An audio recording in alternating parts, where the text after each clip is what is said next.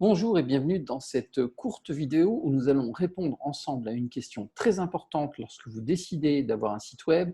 La question, c'est qui sera le vrai propriétaire de votre site web une fois que vous l'aurez payé en tant que coach, thérapeute ou formateur. Alors, je suis Mickaël Amour, je suis coach stratégie business et j'accompagne exclusivement les thérapeutes, les coachs et les formateurs dans le développement rapide de leur activité, que ce soit en présentiel ou sur Internet.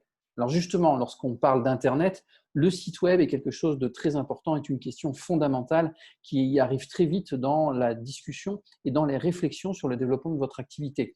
Et c'est bien normal, car le site web est au cœur en fait de toutes les stratégies que vous allez mettre en place en termes de communication par rapport à votre activité, que ce soit en présentiel ou sur Internet. Aujourd'hui, sur une carte de visite, le site web apparaît très, très clairement. Donc, lorsque vous donnez un flyer, lorsque vous donnez une carte de visite, lorsque vous allez faire une conférence quelque part, même en présentiel, le site web intervient en fait quelque part comme élément de communication. Alors, quelles sont les questions importantes à poser à son webmaster lorsqu'on décide de faire un site web?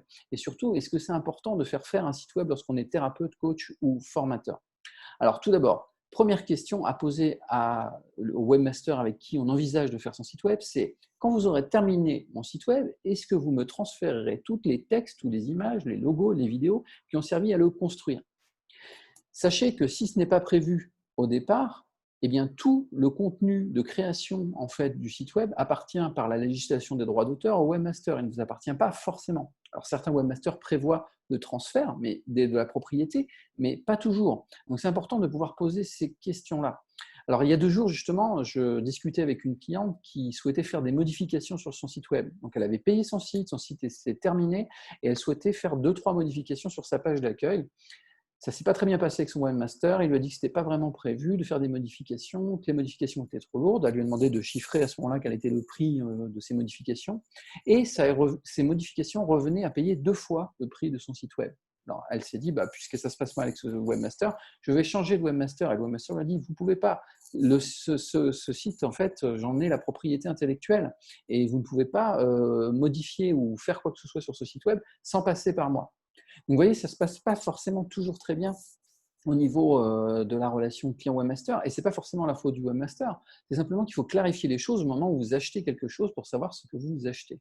Alors, la deuxième question que vous pouvez poser à votre webmaster, c'est: est-ce que vous me transférez aussi le copyright de tous les éléments, c'est-à-dire les logos, les images, les vidéos qui ont servi au site? C'est-à-dire, non seulement vous me transférez les éléments pour que je les ai si je veux refaire mon site ailleurs, mais en plus, est-ce que vous me transférez la propriété intellectuelle de tous ces éléments? Troisième question à poser à votre webmaster: est-ce que je serai aussi propriétaire de tout le site web, le code, y compris le code, lorsque vous aurez terminé votre prestation?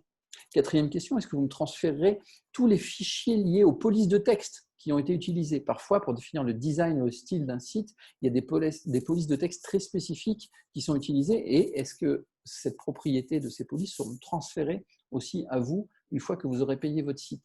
Est-ce que la technologie qui est utilisée pour la réalisation du site est transférable sur d'autres hébergeurs, d'autres serveurs de votre choix? Si vous décidez de changer d'hébergeur, changer de serveur, de travailler avec un autre webmaster et d'installer votre site ailleurs, est-ce que c'est possible, ou est-ce que la technologie est complètement figée et dépendante de la plateforme sur laquelle est installé le site web?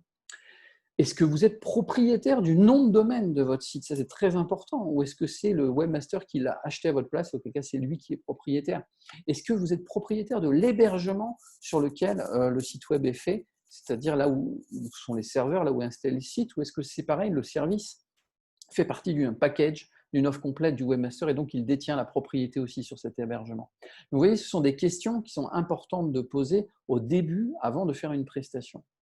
Alors, il est normal pour moi, et je trouve ça tout à fait normal personnellement, que les webmasters et que les web designers soient protégés par les droits d'auteur par rapport à leur travail. Et ça, je trouve ça tout à fait normal.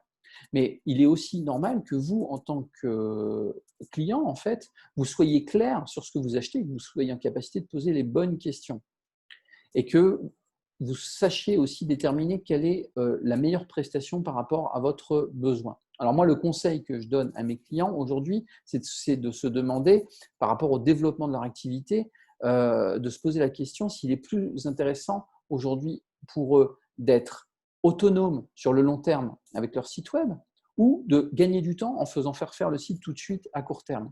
Et ça, c'est une réponse qui est personnelle. Ça dépend de vos objectifs, de vos besoins, des questions qu'on vient d'évoquer aussi dans cette vidéo. C'est vraiment de savoir qu'est-ce qui est le mieux pour vous par rapport à vos besoins. Et moi, mon sentiment personnel, c'est qu'aujourd'hui, dans le monde qui évolue, dans le monde que nous vivons, la dimension Internet devient de plus en plus prédominante et que être autonome par rapport à son site web me paraît être une compétence importante à acquérir de façon à pouvoir faire évoluer son site, de façon à pouvoir communiquer. Et le site Internet devient de plus en plus un outil vivant de communication, de moins en moins un outil figé de type vitrine, par exemple.